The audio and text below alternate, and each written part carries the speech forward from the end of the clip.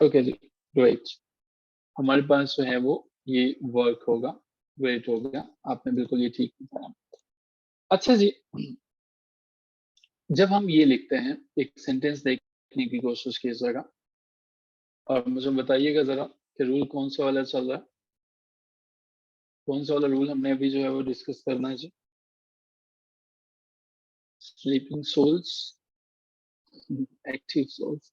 Okay जी, rule number 14 है जी हमारे पास। देखिए, अच्छा अगर मैं लिखूं he is true to words, ठीक है, थैंक यू सो मच। अगर मैं आपके सामने एक सेंटेंस लिखता हूं जो कि ये है he is true to words, ये कैसे ठीक हो सकता है? क्या यहाँ पे आएगा? He is true to words,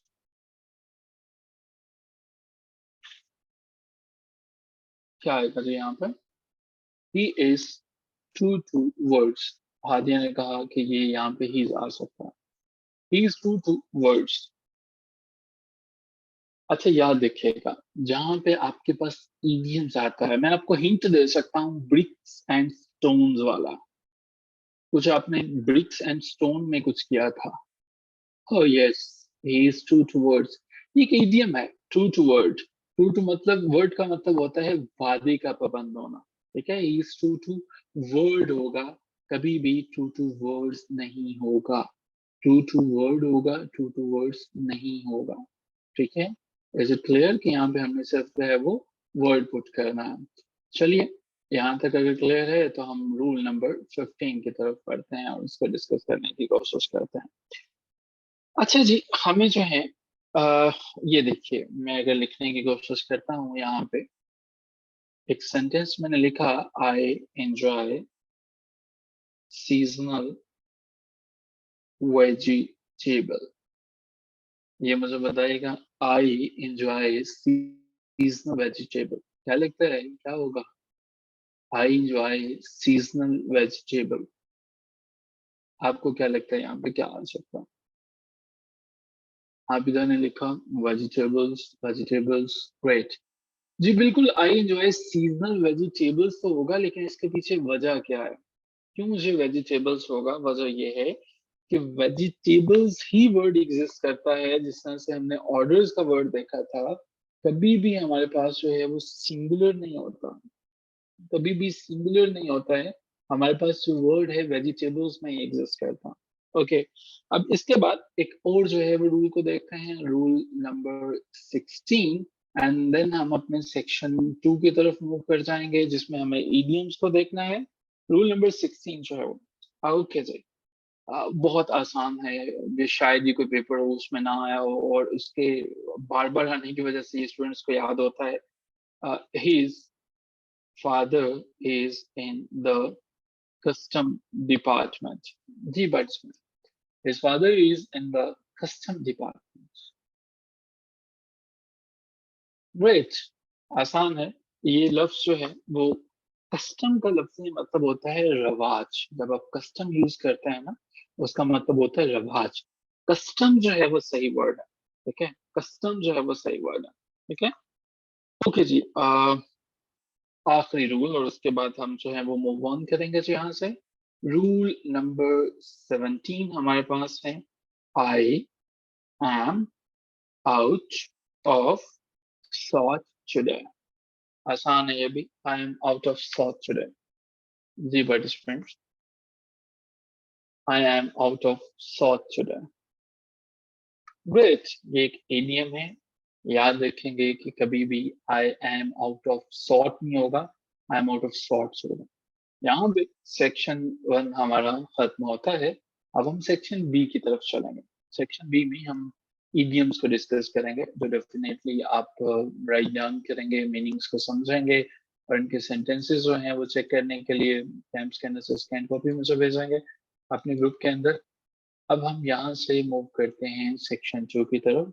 यहाँ पे मैं इडियम्स में आपने नोट कोई नहीं करेंगे, क्योंकि स्क्रीनशॉट आप एंड पे ले सकते हैं।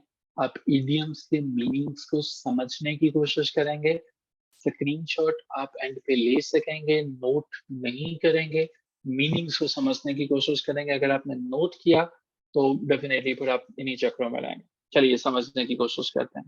पहला हमारे पास इडियम है beside the mark. Beside the mark, मैं जो कहूंगा अल्फाज पे ज्यादा गौर कीजिएगा। तेजी से टाइप कर रहे होते हैं, बाजू का कुछ चीजें गलत हो जाती हैं। तो बिसाइड द मार्क, बिसाइड का मतलब होता है not to the point, not to the point. ये हमारे पास है बिसाइड द मार्क का मतलब। मिसाल के तौर पर अदालत के अंदर जो है वो आजकल पाकिस्तानी अदालत के अंदर जो है वो दो केसेस चल रहे हैं ना। एक केस की बल्कि बात करते हैं, पीएमएलएन और पीटीआई दो पार्टी हैं। दोनों को लगता है, एक को लगता है जब उनके हक में फैसला नहीं आता कि जस्टिस उमर अता बंदयाल जो हैं वो बिसाइड द मार्क है, यानी कि असल नुक्ते से हट जाते हैं, बिसाइड द मार्क। दूसरे नंबर पे हमारे पास इडियम है make a beeline for. Beeline for का मतलब होता है गो स्ट्रेट। आपकी किसी से जो है वो लड़ाई हो गई, आप उसके कमरे से जो है वो you made a beeline for from that room, ठीक है।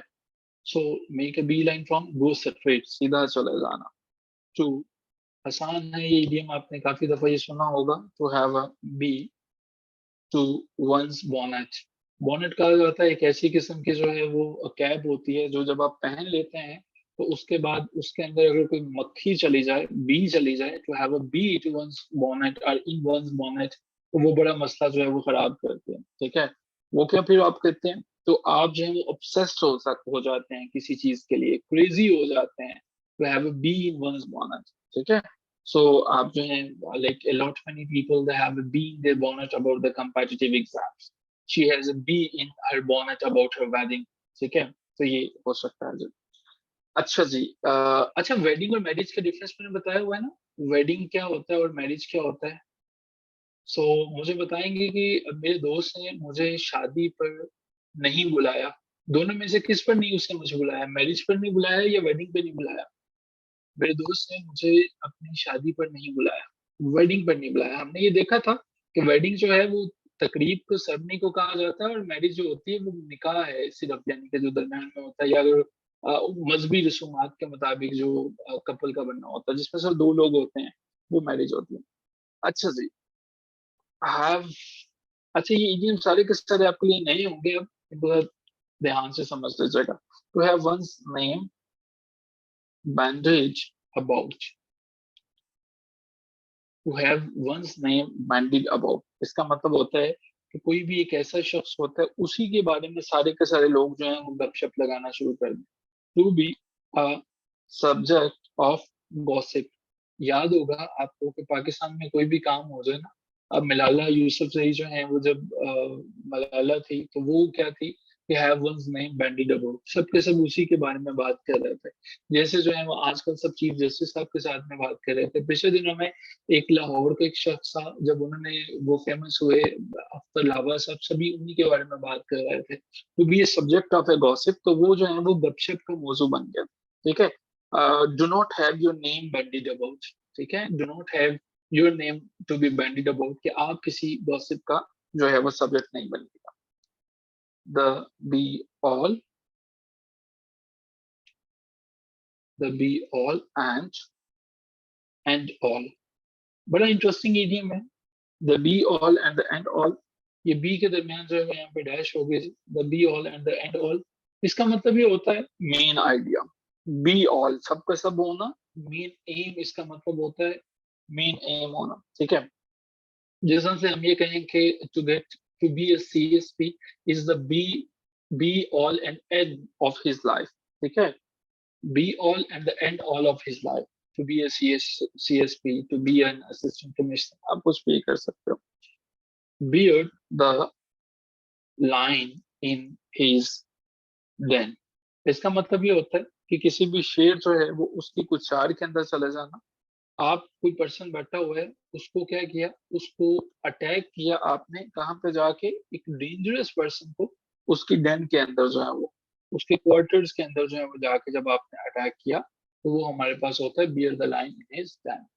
मूव करते हैं जी यहाँ से आगे, जो है वो हमारे पास back the question, back the question. अच्छा जी, बैक द क्वेश्चन का मतलब होता है कि एक ऐसी चीज, एक ऐसा क्वेश्चन, एक ऐसा सवाल जो कि लाजमी तौर पर पूछा जाए, ठीक है, लाजमी तौर पर पूछा जाए। मिसाल के तौर पर if I talk about honesty of Mian Nawaz Sharif, तो आप सब क्वेश्चन मुझसे लाजमी पूछेंगे, कोई ना कोई क्वेश्चन जो है वो जरूर पूछेंगे। ठीक है, अच्छा अगर मैं ये कहूँ कि मियां साहब या इमरान खान या कोई भी जो है वो ये चोरी नहीं कर सकते, तो आप लाजमी कहोगे कि यार नहीं, इस पे तो क्वेश्चन पूछा जा सकता है। ठीक है, so to take for granted the very thing which requires to be proved। I am sure कि ये कंफ्यूजन पैदा कर रहा है, मैं इसको थोड़ा और एक्सप्लेन करता हूँ। बैक द क्वेश्चन, एक ऐसी चीज जो कि लाजमी तौर पर सवालों को जन्म देते हैं। ठीक है, तो अगर मैं ये कहूँ, if I am talking about to say me an आश्रय that he can not steal because he is honest, it means कि automatically I am begging the question to like if I say Naeem or any other person, Ali can pass the CSS without study, it means I am begging the questions। ठीक है, मैं सवालों को जन्म दे रहा हूँ। आसान है जी ये वाला। बैगर डिस्क्रिप्शन जो है जिसकी जो है डिस्क्रिप्शन फकीरों वाली हो, एक ऐसा पर्सन जो है जो जब अल्फाज कहता है, मेक वर्ड्स कहता है, वो या तो वो दिखाई जो है वो दे रहा है, पुअर दिखाई दे रहा है, या उसके जो वर्ड्स हैं वो इनएडिक्वेट हैं, इनएडिक्वेट है। ठीक है, इट इज विच रिक्वायर और required sir, I am sorry, which require और रिक्वायर्ड, आप ये पूछ रहे हैं? Required, required, which required to be prove. Number 11 required gentleman, required. अच्छा जी, to hit below the belt आपको पता है, बिड फेयर। बिड फेयर का मतलब होता है seems likely to, seems likely to. Seems likely to का क्या मतलब होता है? हमें लगे कोई प्लान है हमारा, वो प्लान हमारा सक्सेसफुल हमें होता हुआ दिखाई देता है। ठीक है, मिसाल के तौर पर मैं ये कहूँ, our plans bids fair to succeed. कोई प्लान हमारे पास है और वो प्लान जो है वो ठीक होते हुए, हमें मुकम्मल होते हुए दिखाई दे, उसे बिट करता है। बॉयल डाउन, नेक्स्ट हमारे पास है जी बॉयल डाउन। बॉयल डाउन हमारे पास क्या होता है? इन शॉर्ट, कोई लंबी चौड़ी बात है उसको अब मुख्तसर करता है। ठीक है, your arguments boil down to this that you are an innocent person. So boil down हमारे पास ये होगा। Out of bounds, out of bounds का क्या मतलब होता है? आउट ऑफ बाउंड्स का मतलब ये है कि जहाँ पे किसी शख्स को एक ऐसा एरिया, जैसे अक्सर जो है वो डीएचएस ऐसे हैं कि जहाँ पे आपको you are not allowed to enter, तो that area is your out of bounds. Bound up with, bound up with. अच्छा, इसमें से ना मैंने विलिंगली वो सारे के सारे जो हैं वो निकाल दिए हैं, जो कि पुराने पुराने इडियम्स से वही किए हैं कि जिनके आने के चांसेस ज्यादा हैं आपके पेपर में। बाउंड विद, कनेक्टेड विद होगा, and the last one is backstairs influence. Backstair influence, secret influence.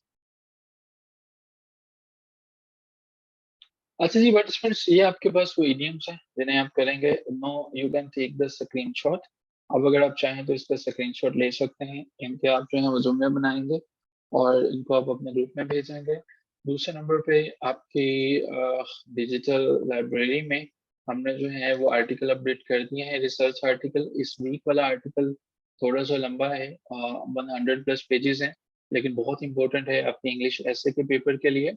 आप एक काम करेंगे कि अगर आपने जो है वो ये आर्टिकल नहीं पढ़ा, let me open the screen ताकि मैं दिखा सकूं कि ये कहाँ पे है आपके पास। ओके जी, आई एम श्योर कि डिजिटल लाइब्रेरी अब आपके पास आ गई है और ये आपके साथ शेयर भी हो चुका है। ओके, अच्छा जी, ये है जी हमारे पास CSS research articles.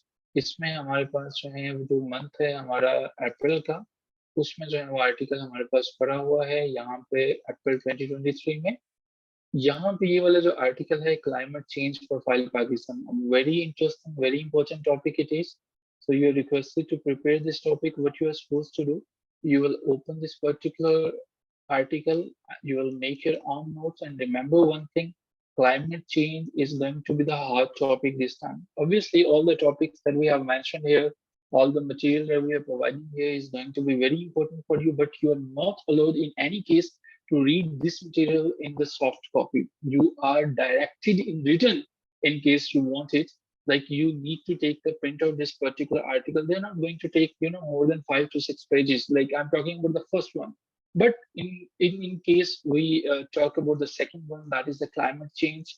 Obviously, I know that it is an article having 100 plus pages. So in this case, you can take the print of the most important pages. Whenever you're reading something in soft, basically you're deceiving your own self. You're not studying in that case because in soft form, there is a lot of distraction. You cannot focus on a particular agenda. So my request is whenever you try to embark upon the journey of these research articles, please take the printouts. The prints definitely they're not going to cost you much, but they're very important. Okay. So Hussein, these articles are already there in your group. अगर नहीं तो WhatsApp group की description में link है, वहां से आप सीधा आ जाओगे। ठीक है, ये डिजिटल लाइब्रेरी में ये आपके पास आर्टिकल्स हैं, तो यहाँ पे पड़े हुए हैं। सो आपने इनको देखना है, नोट्स बनाओगे, शेयर करोगे। थैंक यू सो मच, आपने एक घंटा जो है वो गुजारा। आई am sure that you have learned a lot many things. In case you have any question about the things that we have discussed, you may ask the questions here, या आप later on बाद में भी पूछ सकते हैं। किसी किस्म का कोई क्वेश्चन है जो पूछना चाहें, किसी चीज की समझ नहीं आई हो, किसी पॉइंट को फील करें कि इस पे आपको एक्सप्लेनेशन जो है वो रिक्वायर्ड है, आप उसको पूछ सकते हैं। अनीस सुलेमान साहब अब स्क्रीन पर लिखना शुरू हो गए हैं, इसका मतलब ये है कि अब हम चले जाएं, वरना अनीस ने अपनी जो है वो पेंटिंग हम सबको दिखानी शुरू कर देनी है। ओके जी, thank you so much everyone and thank you Anees. ये आपने पता नहीं क्या लिखा, आई विल ट्राई कि मैं इसको जो है वो डिसाइफर कर सकूं, समझ सकूं। Thank you so much, Hafiz.